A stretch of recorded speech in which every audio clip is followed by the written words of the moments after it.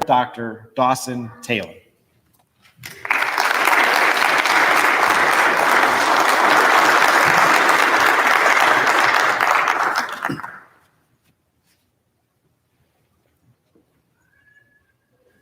There are really only two kind of people in the world. People who love cats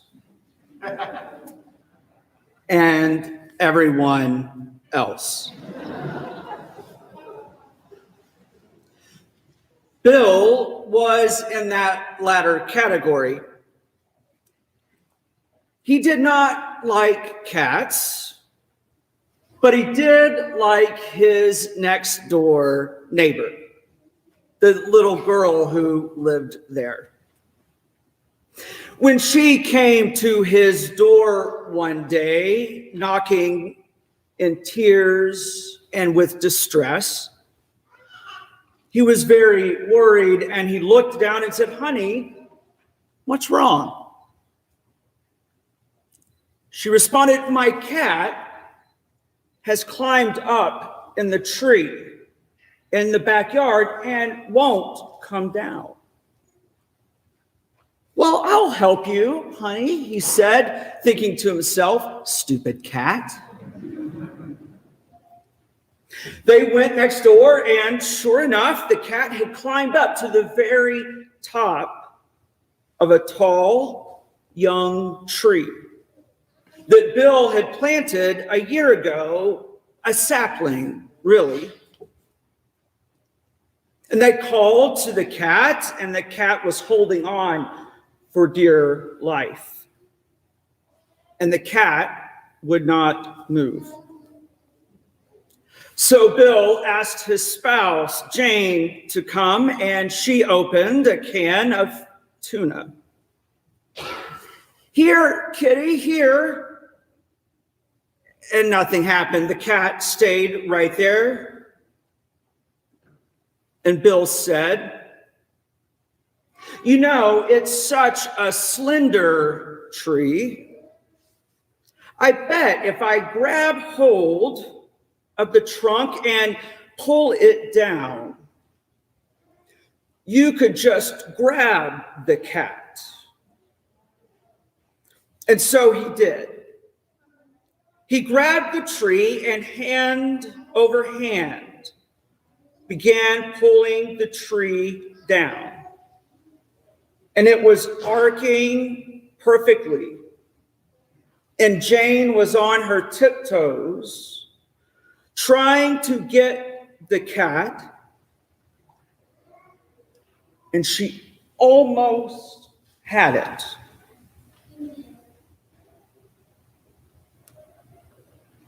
Bill didn't mean to do it. But somehow he lost his grip on the tree. It whipped back, and the cat went sailing into space, never to be seen again. Bill and Jane consoled their little neighbor and went home heartbroken. And Bill thought, well, that's the end of that. The very next day, Bill was in the grocery store and bumped into one of his other neighbors who lives behind them.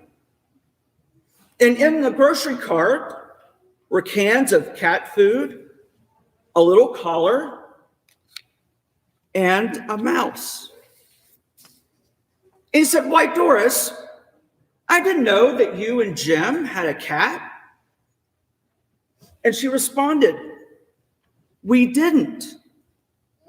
But the oddest thing happened yesterday. We were in the backyard, and this cat came flying out of the air and landed at our feet. And Jim said to me, 'Look, Doris, the Lord has sent us a cat.'" 2021 Lancaster Theological Seminary graduates, you are the cats. My friend President Rowe, Board of Trustees, esteemed faculty, dedicated staff, spouses, partners, families, and honored graduates of Lancaster Theological. What a privilege to be among you for this, the 196th commencement. I bring you greetings from Naples United Church of Christ in Naples, Florida, where I must admit it is much warmer today, in one of their sibling United Church of Christ congregations. A congregation that is slightly younger than this august institution and will celebrate our 50th anniversary in 2 years.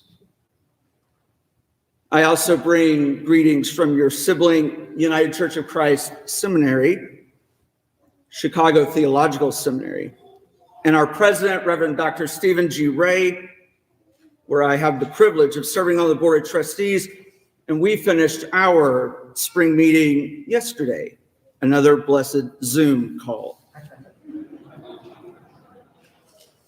These are challenging, interesting, and dare I say, exciting times to be leading faith communities in America. Lancaster has trained you, but my friends, God has prepared you for such a time as this. I want to make sure you heard that. Lancaster has trained you, but my friends, God has prepared you for such a time as this. You see, I know this because no one would be bold enough to take on the great challenges of the church today if it were not a calling of God. I'm sure you were studying, so you probably did not read the report that was released just over a month ago from Gallup. You know, the one that reads, for the first time since the late 1930s, fewer than half of Americans say that they belong to a church, synagogue, or mosque. 47% of Americans now say they belong to a house of worship, down from 70% in the mid-1990s and 50% in 2019. The decline is part of a continued drop in membership over the past 20 years. Gallup goes on to report that approximately 1 in 5 Americans, 21%, is now a nun. And we're not talking about the Catholic faith. We're talking about no religious affiliation, making them as large a group as evangelicals or Catholics. Other polls actually put the number at closer to 30%.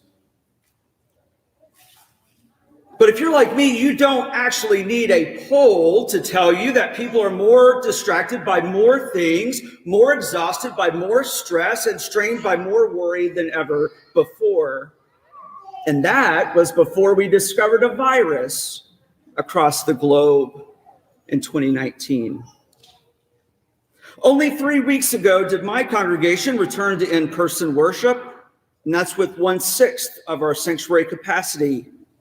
And let me share with you the great joys of leading a congregation during times like this. The polarization of our society and our churches has never been more evident than it is today.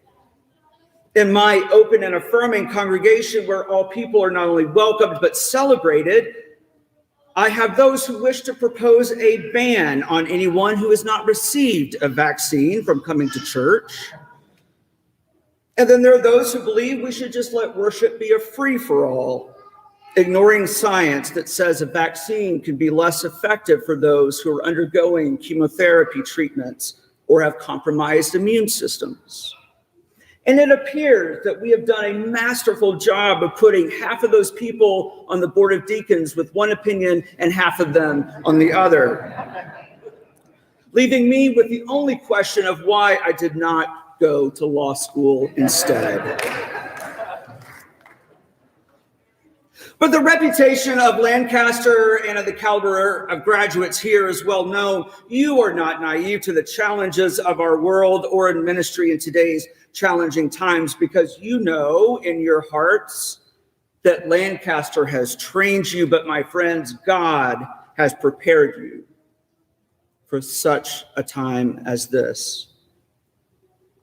God is launching you into a world where in 2019, the human trafficking hotline saw a nearly 20% increase in reported human trafficking incidents, 271 separate incidents in Pennsylvania alone. God needs Lancaster graduates to respond. God is launching you into a world where opioid addiction is rampant. According to the Department of Health and Human Services, 2 out of 3 drug overdose deaths in 2018 involved an opioid. And yet pharmaceutical companies seem to harbor no regret, concern, and dodge any real liability for causing this national crisis. God needs Lancaster graduates to respond.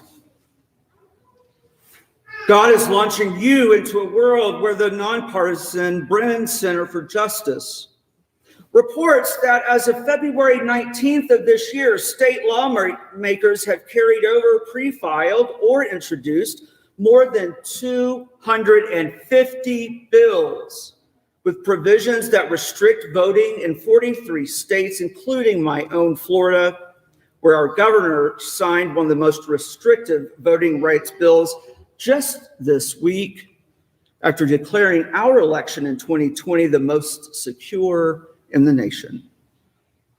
These bills unfairly target those who are Black, brown, poor, elderly, or students.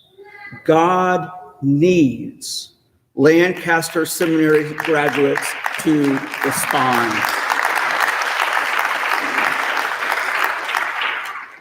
God is launching you into a world where transgender young people are under legal and physical attack. Just last month, the state of Arkansas became the first state to outlaw gender-affirming treatment for those under 18, even with parental consent. Despite a gubernatorial veto, the House overrode it to make bigotry the law of the state. The next state up, my home state of Texas, which wants to classify gender-affirming healthcare to an adolescent as child abuse. God needs Lancaster Seminary graduates to respond.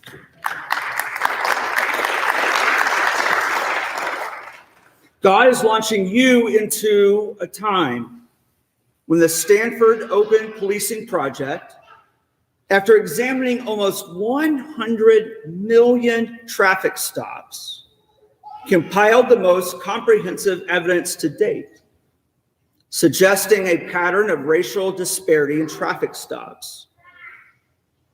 And now the results show that police have stopped and searched Black and Latinx drivers based on less evidence than used in stopping white drivers, who are searched less often, but more likely to be found with illegal items.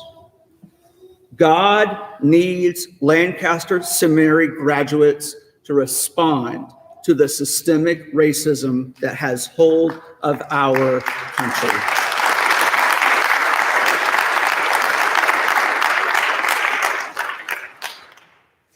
The people in your pews will turn to you and say, Father, Pastor, Mother, Rabbi, Imam, why does a loving God allow things like this to happen?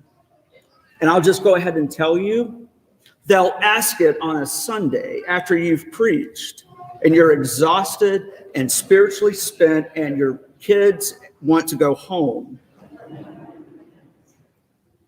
But they won't want a cliche answer that fits on a bumper sticker. But when they do, please do not forget the gospel, the good news today that Lancaster has trained you, my friends, but God has prepared you for such a time as this. Lancaster class of 2021, could you begin to feel the ground beneath you rocking? God is about to launch you into the next great calling, into a world filled with hurting and hungry people who yearn for physical and spiritual nourishment. The ones who will turn to you for sustenance are waiting. The task can feel overwhelming and exhilarating at the very same time. Are you ready?